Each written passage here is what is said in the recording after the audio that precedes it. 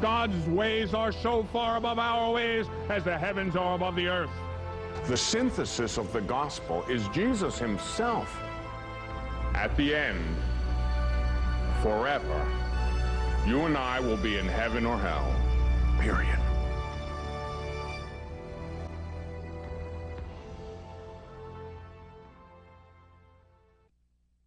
After the serpent had tempted and seduced Eve with the big lie, God said this to the serpent: I will put enmity between you and the woman, and between your offspring and hers. He shall bruise your head, and you shall bruise his heel. War, enmity. After the original sin, God said, I will put enmity between you and the woman. That's the first book of the Bible. It's called the Proto-Evangelium. That's when the war came to a new level. Then the last book of the Bible, book of Revelation, chapter 12. And a great sign appeared in heaven: a woman clothed with the sun, with the moon under her feet, and on her head a crown of 12 stars. She was with child, and she cried out in her pangs of birth and anguish for delivery. And then another sign appeared in heaven: a great red dragon with 7 heads and 10 horns, and 7 diadems upon his heads. He swept down 1/3 of the stars of heaven and cast them to the earth. Then war broke out in heaven. Michael and his angels fighting against the dragon. And the dragon and his angels fought back. But they were defeated, and there was no longer any place for them in heaven. But the great dragon was thrown down, that ancient serpent who is called the devil and Satan, the deceiver of the whole world. He was thrown down to the earth, and his angels were thrown down with him. And I heard a loud voice in heaven saying, now salvation and power and the kingdom of our God and the authority of his Christ have come. For the accuser of our brethren has been cast down, who accuses them night and day before our God. And they have conquered him by the blood of the Lamb and by the word of their testimony. For they loved not their lives even unto death. Rejoice then, O heaven, and you that dwell therein. But woe to you, O earth and sea, for the devil has come down to you in great wrath, because he knows that his time is short.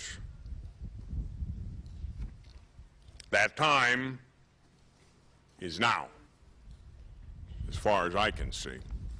He knows his time is short. The war. War broke out in heaven. The war spilled down onto the earth. The war's going on. It's raging. One of the enormous strategies or tactics of the enemy in this war, and it's a battle zone unto itself, is the attack on the family. And so we come to the title of this particular talk, Contemporary Attacks on the Family.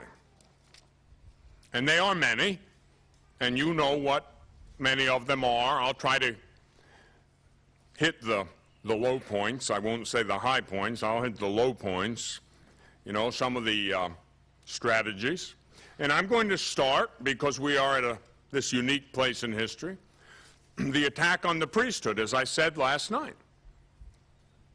You can't imagine what a horrible attack on the family this attack on the priesthood is. And the devil, being a good strategist, has hit us from within as well as from without. He's hit our brothers, playing on their weakness, whatever it might be. Now, everybody has a moral weakness. Everybody. I don't care who you are. You've got a weakness. For some people, it's alcohol. For some people, it's cocaine or heroin, marijuana. For some people, it's sex of this, that, or the other variety. For some people, it's money, greed. Everybody's got a weakness. I don't care who you are. I don't care how good you are. Everybody has a weakness, and the enemy knows it. He'll set you up. He's a tactician. A good general might pound a fortified position with airstrikes, artillery, to soften it up. Then what does he do after that? Then he sends in the infantry. But he doesn't send them in until he has taken that strategic action of softening them up. Pound them with artillery, airstrikes, so forth. Then and only then do you send in the infantry, the ground troops, to finish up, to clean up the action.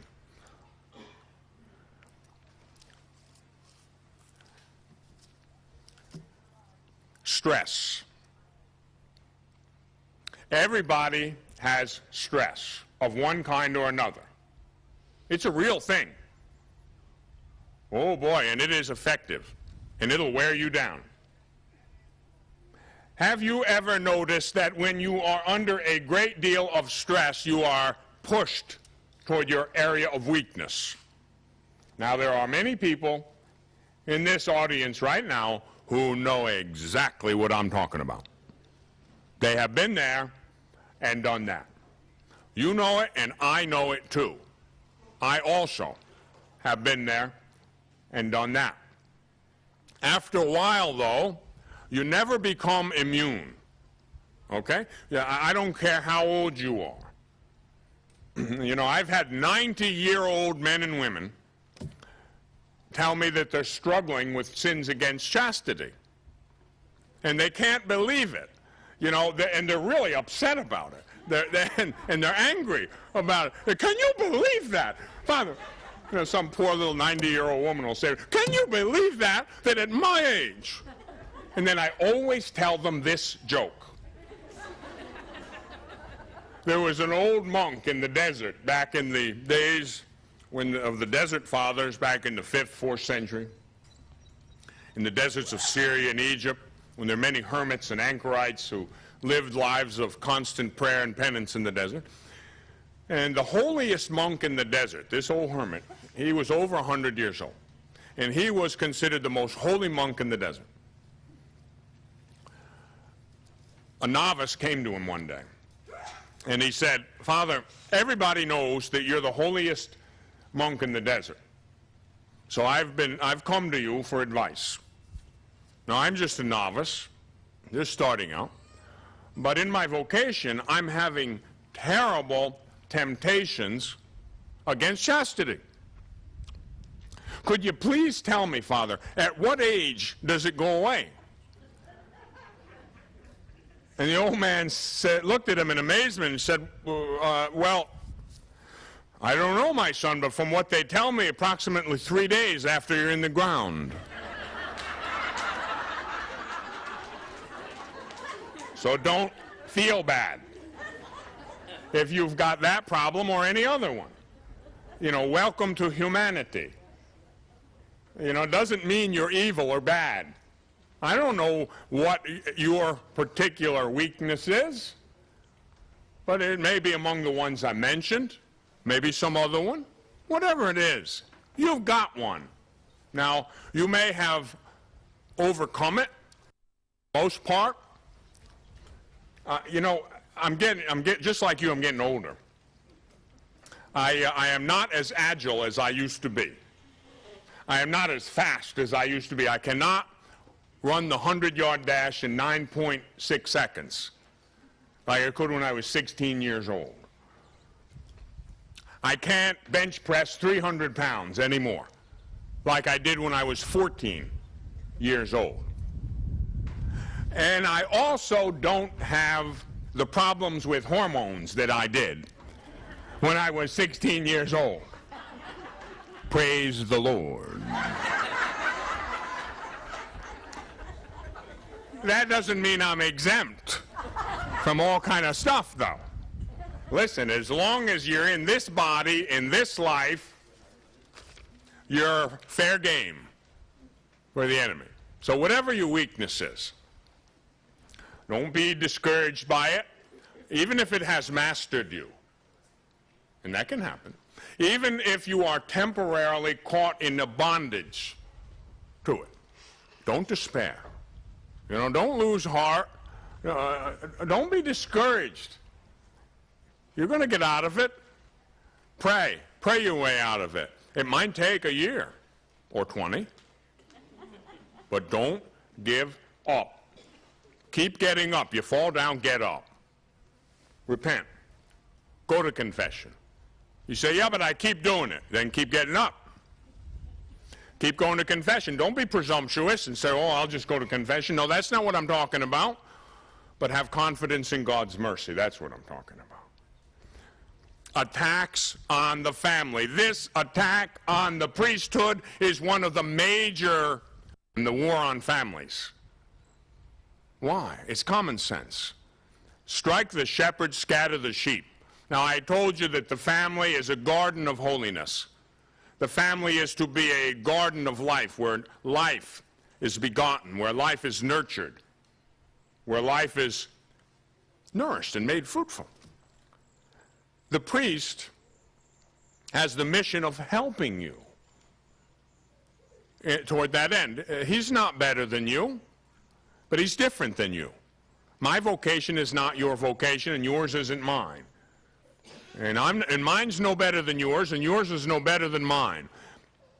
Okay? We're equal in dignity, but we're not the same. But I need you, and you need me. And so we come to this particular battlefront. You take the beast, you take strain on the lay people, on families.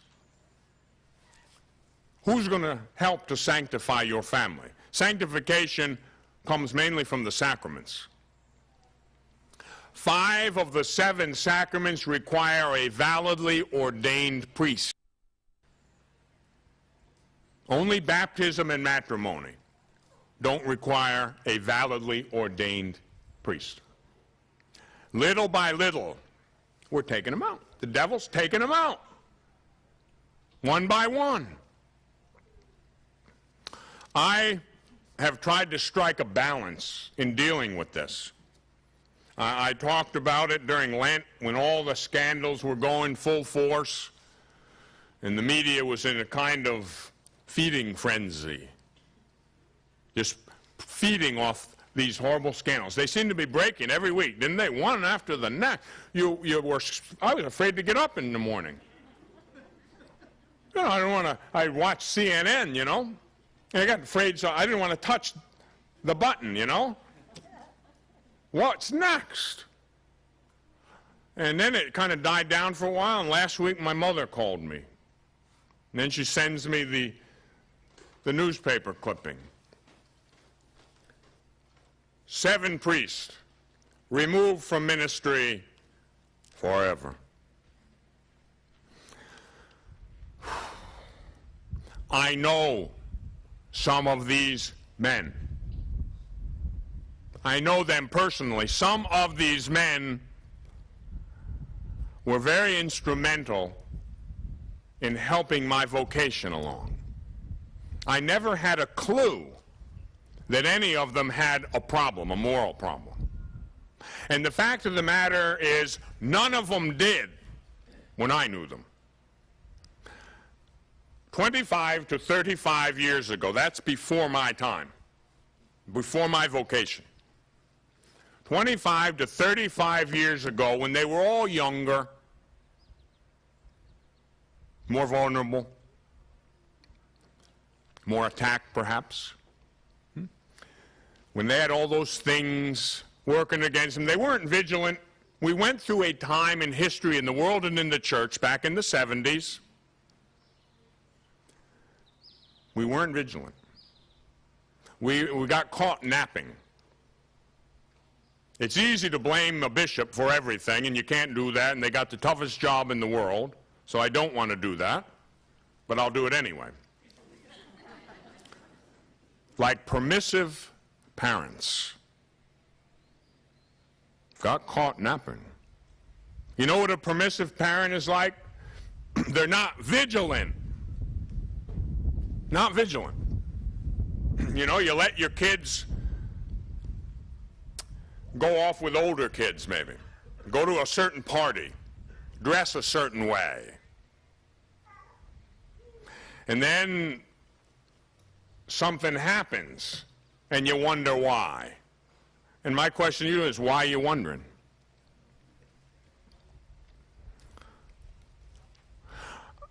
I know one ostensibly good Catholic family, quite affluent, good people. Nice people. I like them. They had a really good-looking daughter, about 14 years old. Now, she wanted to dress the way the fashion dictated, which was, well, I'll tell you what, it was no different than your average street prostitute in Los Angeles or New York would dress. Your average street hooker would dress just like that. So she did. And she began to go to parties. And the parents didn't supervise the parties, and she began to do drugs. And she began to engage in promiscuous behavior. And then she got busted at a party, high on cocaine, naked with another group of men and women, boys and girls. And the police reported in detail what they saw when they broke into that room. And Mom and Dad said, "Ah, how could it be?" How stupid can you be? You ask for it, you get it. And I'm talking about the parents, not the kids. And that's what some of the bishops were like, permissive parents. There was permissive moral theology. There was an attitude of live and let live, tolerate, don't judge. Once again, watch out for the wordsmiths. Judge not, lest you be judged. Amen, I say. Amen to that. But there is a radical difference between judgment and condemnation. The real meaning of the scripture is condemn not, lest you be condemned. I don't know all the circumstances. I don't know why you are the way you are. And so I can't condemn you. But I have to make a judgment in the moral order. If in the objective order you are engaged in objectively immoral behavior, I can say that is immoral behavior. Am I judging you? No. I'm making an objective judgment, but not a condemnation. Condemn not. You have to understand the difference in these terms. They're subtle differences, but the serpent is the most subtle of all the creatures the Lord God had created. And so beware. You've got to be vigilant. Now, that attack on the priesthood that we're enduring now, that's one of the most violent and effective attacks on the family that there is. Only demonic intelligence could come up with that one. And what could be worse? God help us. A priest? Children? In my entire life, listen, I have been in the gutter in my life, I can honestly report to you that that has never even entered my mind. In all the years I lived in the gutter on drugs and seeing every kind of immorality imaginable, I mean, I lived out the contemporary battle cry of sex, drugs, and rock and roll. I never thought of that. That was not something that ever entered my mind, thank God. And so I have difficulty fathoming it. But, hey, the devil's smarter than I am. He came up with it. So, some of these poor priests, that's their weakness. That's what they gravitated towards. That's what they did. What could you do to destroy or undermine confidence that would be worse than that? If you can't trust your children to a priest, who can you trust? Well, the answer is nobody except God, because the enemy has crossed the final threshold now. Because I'll guarantee it, if a priest can do it, a physician can do it. A lawyer can do it, a teacher can do it. It's horrible. You can't countenance it. Can't be permitted. And we've watched it in the media, okay? So I'm just trying to make a point. I don't countenance it. I don't like it. As I said a few weeks ago when I was preaching in my series on the church, I did a series to respond to the scandals. We have it over at the table. It's called Scandal. I said, I'm madder than hell. Excuse the harsh term, but it is an accurate term. I am madder than hell and have a right to be, because I'm the one who gave up my life to do this. I'm the one who spent 10 years getting an education that is useless for anything other than what I do. I am the one who set aside my whole life. I could have been a really good attorney.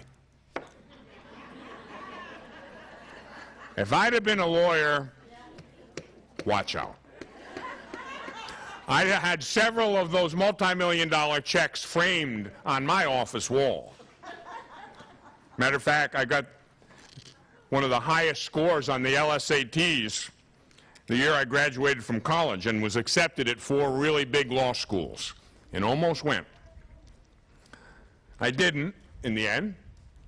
I became a priest. Now, this mess aggravates me way worse than most people because I'm one of them.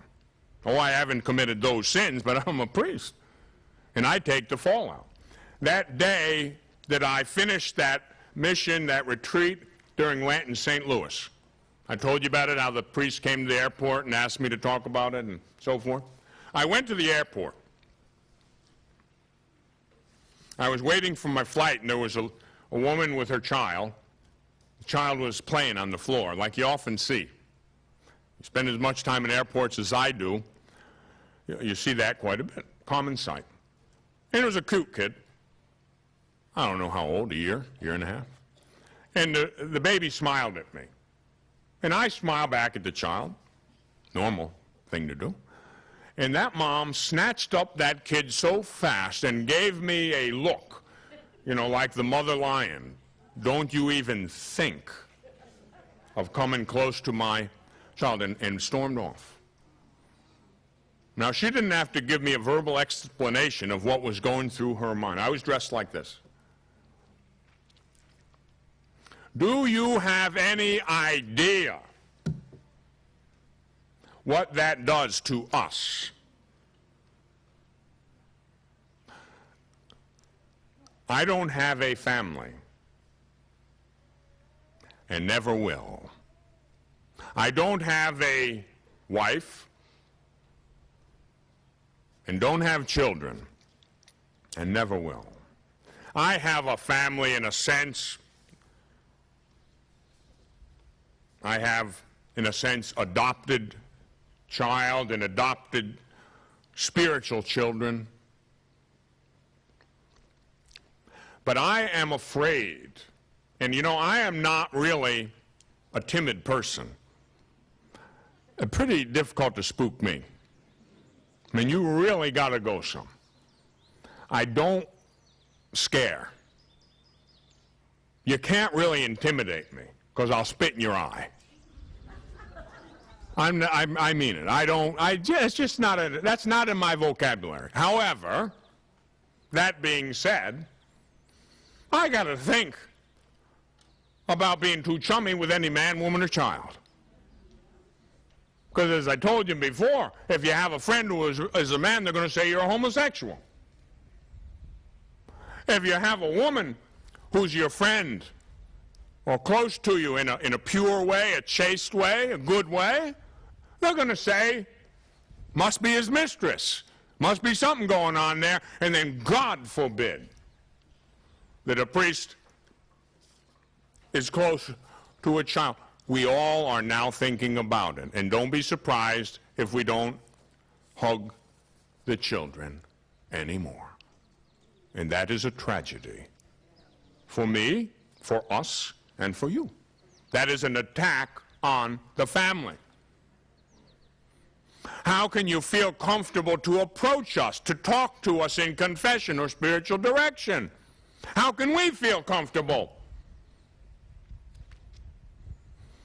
Years ago, when this stuff was starting, our superior said, you can no longer be in a room with a woman. You cannot hear a woman's confession in a reconciliation room.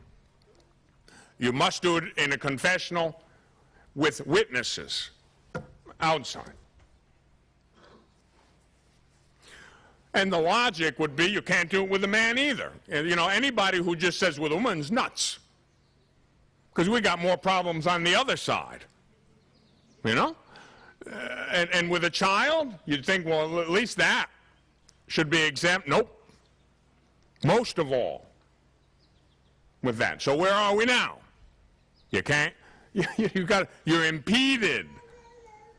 You're afraid to approach us, and we're afraid to approach you. And that stinks. That's an attack on the family. Number one. Then I have what I might term the attack of the P squad. P squad? Yeah. Permissiveness, promiscuity, potions, pornography, prostitution, and progressivism. The attack of the P squad. Permissiveness, permissive attitude. You're okay, I'm okay. You know, don't judge anybody. You know, if they want to go to that immoral place and do that immoral thing, you know, if the priest wants to go on vacation to the nude beach, as some lay people once in a certain diocese gave me a dossier this thick on their bishop. They had hired a private detective to follow them around. And I didn't want that. I'm not interested. But for some reason, this person thought I should have a copy of that. They had also sent a copy of it to the Vatican. And that bishop was shown in many uncompromising situations. And all the articles that he'd written over the years, and all the dignity masses for homosexuals that he had hosted in the cathedral, it was all there in that loose leaf binder. I did not want to see it. Permissiveness. Promiscuity. You know, in the 60s, it started with so-called free love. It started a long time before that. It started in the Garden of Eden is where it started with the fall. But in the 60s, we had an escalation of rebellion. I got to be free. I got to be me. And in very subtle and sometimes not so subtle ways, sex became a sport. Really? A sport. That's all. Let's play tennis. And that's about it. With not much more seriousness than that. Promiscuity. Once you sever the link or cross the line where the sanctity or the sanctuary of marriage, once that is no longer the only place that is morally permissible, then it's open season. Then you name it. Promiscuity. What is one of the things that fostered promiscuity more than anything? Artificial contraception. You know? If I'm an immoral person, as I was much of my life, and I didn't have to worry about Susie Q getting pregnant, let the games begin. Let the party begin. And that has done more to break down society and foster promiscuity than anything else in history. And Pope Paul VI prophetically predicted the effects of it. And we are now living through those effects. We have them. The breakdown of the family. An artificially contracepted marital act is a statement.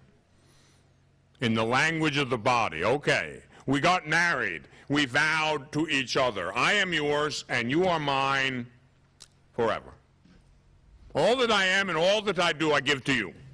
The two have become one flesh. Then, at the most intimate moment, when the two together are able to enter into the sanctuary of God's creative power, in the language of the body, they say, nope. You can't come any closer.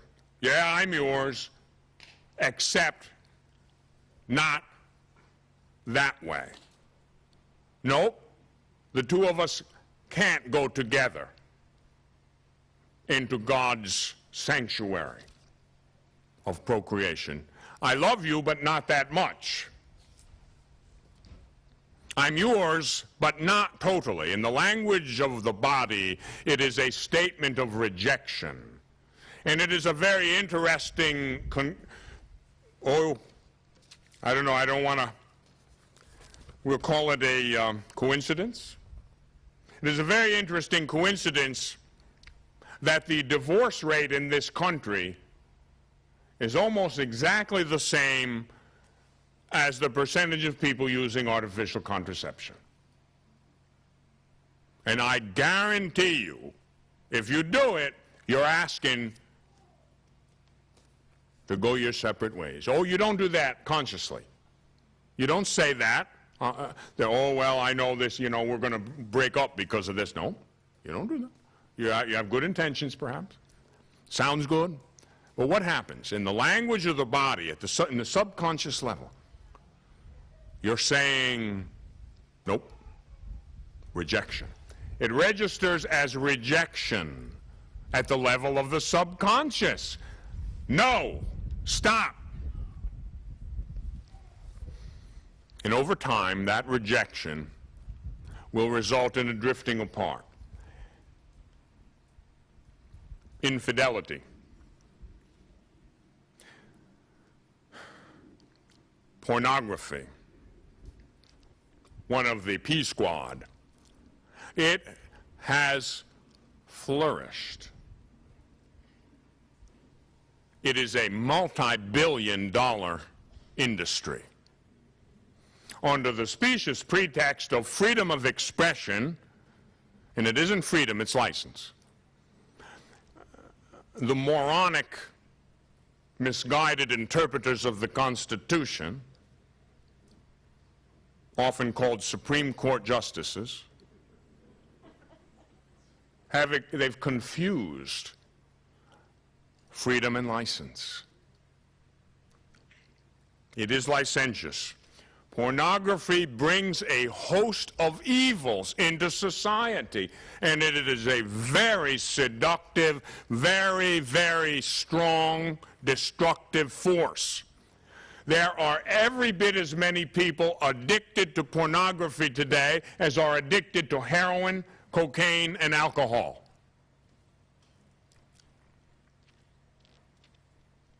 And it is no longer relegated to some backstreet dive. You can get it right in your living room, right in your office, right on your computer. Compliments of the internet. Anytime, any place you like. The pornography guys, they were the first ones to make millions off the internet.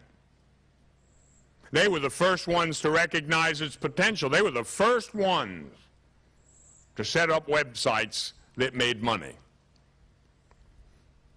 The P Squad. Permissiveness, promiscuity, pornography. Potions. Did you know that in most of the pagan religions, especially many in ancient Greece, they had, as part of their religious observance, orgies always coupled with potions. It's a dimension of witchcraft and sorcery. Now, those of us who've been around in recent days, we recognize, I don't even have to finish the sentence.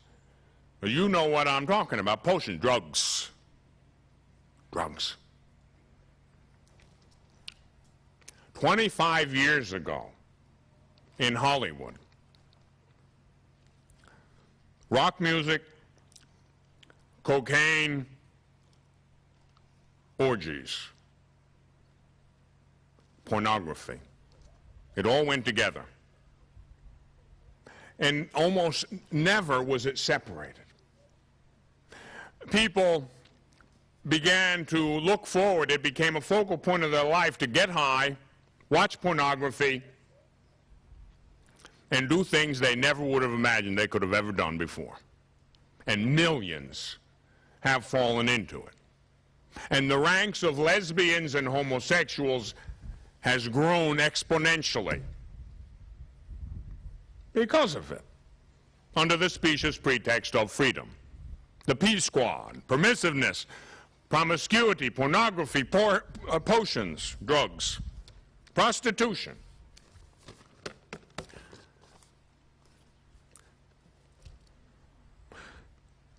Many, many, many prostitutes are caught. They are not evil. They get caught in bad situations. I do not judge and condemn them in any way. I, in a sense, remember Mary Magdalene, the biggest prostitute in Palestine, who had 7 devils cast out of her and became the best friend of Jesus Christ. Who was the first one to see the risen Lord, according to Scripture? Mary Magdalene was. Must have been a real good friend of the Lord's. Oh, this man eats with sinners, the Pharisees said. That's right. I've come for sinners, not the self-righteous. But prostitution is a degradation of the human person whose author is Satan. Women or men, and by the way, there are an increasing number of male prostitutes, in case you don't know that, they lose their sense of self-worth, their dignity. I once saw a 14-year-old girl dead in a garbage can in Hollywood. She was a prostitute heroin addict. Years later, I thought about that and realized Satan wants our children dead in a garbage can. And the demise of the family is the way to do it. The P Squad. Permissiveness, promiscuity, pornography, potions, prostitution. By the way, prostitution takes many forms, not the least of which is, as some of my friends call some women, Las Vegas ladies. Do you know what a Las Vegas lady is? It is a woman who makes a profession of enhancing her financial stature through marriage. I had a girlfriend in Las Vegas in 1974, 5, who's been married 7 times. When I knew her, she didn't have any money. Her net worth is about $12 million today. Guess how she got it? That's prostitution. She never did anything that she didn't have an eye on money. Takes all kinds of forms. You know, you sell yourself, your self-worth, your dignity, for money. We can prostitute ourselves in all kinds of ways. I'm tempted to prostitute myself. Yeah, for money. Happens. Think about it. You know, I'm an entrepreneur. Do you know that? I've never gotten a nickel from the institutional church from the day I was ordained. I've never been paid a paycheck. I've never received a benefit. No health insurance, no retirement fund, no paycheck, ever. The church supports me because you support me. So I'm supported by the church, I am. But I never got anything from the institutional church, so in a way, I'm forced to be an entrepreneur. Which isn't the, it's okay with me, I can do it, I'm good at it. But it's not necessarily the best thing in the world for a priest. And so I have temptation, right? I got to deal with them. And so you can prostitute yourself for power, you can prostitute yourself for money. You can prostitute yourself for what other people think. All kind of ways to do it. Progressivism. We think we're advanced. We think we're so much better than all the generations that went before us. We're progressive in our thinking. Progressive in our moral thinking. We fancy ourselves progressivists when we are permissive, when we are promiscuous, when we engage in social drinking and drugging. That doesn't mean that having a drink socially is sin. No, it's not. Jesus changed water into wine, and he wouldn't have done it if it was intrinsically evil. So I'm not saying that, but I'm saying it's easy to cross the line if you're not careful. So the P Squad, that's an attack, a contemporary attack on the family, the attack of the P Squad. Permissiveness, promiscuity, potions, pornography, prostitution, and progressivism.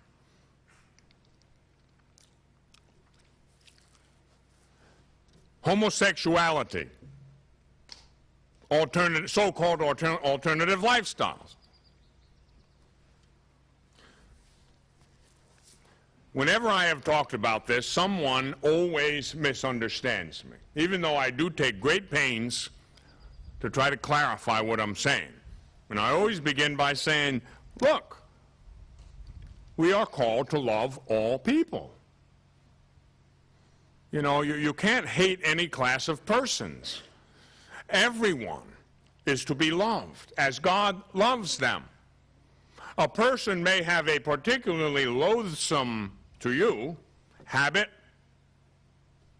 persuasion, be in a certain class, you know, maybe ethnics. You know, when I was a kid, it wasn't fashionable yet to be Italian. It wasn't. I remember being called, you know, those names, you know, derogatory names, you know, when I was a little kid. And it kind of hurt me. And Irish people were discriminated against. You know, the Irish came in my home area in upstate New York. It was settled by the Dutch and the English, Protestant. And then in the 1850s, the Irish came. And they were persecuted by the Protestants, Christians. And then the Italians came, and lo and behold, the Irish persecuted the Italians. And then the Polish came, and lo and behold, the Poles were persecuted by the Italians and the Irish. And then the Hispanics came, and the Hispanics were looked down upon by the Poles, the Italians, and the Irish, and everybody. Now, I think we're getting better. I think there's less of that kind of thing. But we've got to be careful. We don't want to look down. We don't want to be derisive. We don't want to be hateful. We don't want to be bigoted. For whatever reason, a person has that sexual orientation toward a person of the same sex. We don't quite understand it yet. It may be a variety of environmental and societal things. It may even have a genetic component. I don't know. But you want to know what I tell gay people? And I don't hate them. Many of them are very creative, sensitive, beautiful people. I'm not homophobic at all. I'm not afraid of them. I say, you know what? You're just like me. No? No. No. No. Not that way. You're just like me because, like me, you're called to celibacy. Uh-huh. That's right. That's the answer. For whatever reason, you are the way you are, and I sympathize with you being that you are the way you are. It must be tough. It must be tough. But if you are in fact that way, then you are called to celibacy, just like me. I'm human. You know, there are days when I might be tempted to this, that, or the other thing. I'm called to celibacy. And I don't question it, and I don't doubt it. I know it. And may I die having been faithful to it all the days of my priestly life. I don't mess with that. That's a fact. And I tell them, same for you, until you can resolve that, or maybe you never will, you're called to be celibate. That's an attack on the family. This nonsense of giving legal recognition to same-sex partners is a terrible contemporary attack on the family.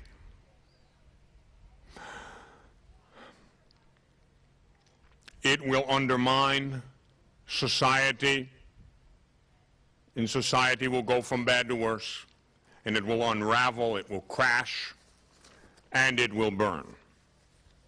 Radical feminism is a contemporary attack on society. Now, authentic feminism isn't bad, it's good. I am, in a sense, a feminist, meaning that I'm pro-woman. I am. I believe that women should have the same rights as men, absolutely equal in dignity. Hey, if you're a doctor and you're a woman, you should get paid the same as a man. If you're a lawyer, if you're this, that, or the other thing, equal rights, equal recognition, equal dignity, no question. I'm a feminist in that sense. But I recognize that equality and dignity is not the same thing as sameness. Men and women are not alike, physically, emotionally, even spiritually. They're different, and the differences run so deep. That's the topic of a whole other conference. and all the married people can give it. Right? You're experts on that. You know, you're not the same, and you know it. Consumerism. That's a threat, an attack on the family. You know, money becomes God. It becomes an idol. And you spend all your time trying to generate wealth. We all go off, and there's no unity. Nobody eats dinner at home together. I'll tell you what, if I were the father of a family, of course, they'd probably nickname me Der Fuhrer, but I'd have to be the boss, and we'd eat together. I don't care. Well, we got soccer practice. Tough. Wouldn't be any soccer. If it separates the family, it would not be. And you work around it. Then dinner will be earlier or later, but it'll be together. Eat together and pray together. At least do that much. I'm not saying kids can't have activities. They need activities. But don't let it destroy the family. Activism, running here, there, and everywhere. No unity. So what happens? Family falls apart, you know? Family that prays together stays together. I could extend and say family that eats together stays together. You know, I'm old enough that, you know, my family ate together. Dinner, at least, you know. On Sundays, the whole family got together at my grandmother's house. You know, we'd have 30 people in the house every Sunday, all holidays. I really pity people who don't have that. I was lucky to grow up that way. But a lot of kids today don't know anything about that. Contemporary attack on the family. The best defense for the family is the family. If you want to strengthen families, strengthen yours. Strengthen yours. Pray together, but you say they won't. They won't. Then you start praying and doing penance. Go before the Blessed Sacrament. Fast. Pray the rosary. Do everything you can. And don't be, as some of my Jewish friends say, don't be a nudge. You know what a nudge is? Yeah. That's someone who tortures everybody around them. You know? Don't do that. You can attract more flies with honey than vinegar. Okay? The power of love is magnetic. There are indeed many attacks on the Catholic family and the family in general.